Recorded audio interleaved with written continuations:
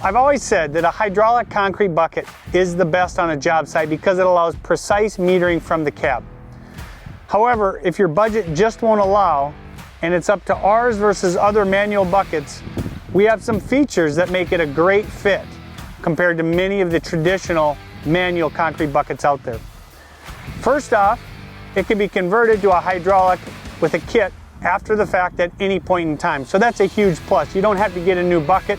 You can just get the hydraulic kit. Second, most guys have outside help on concrete jobs. And so we have a nice handle here that allows for precise metering from the outside. Simply take the pin, remove this out. This is now locked down. Pull the lever out and up. At any point in time, this can be manually metered from the outside, again, depending on what the job site requires. If the budget requires a manual, check out the Skid Pro manual concrete bucket. You won't be disappointed.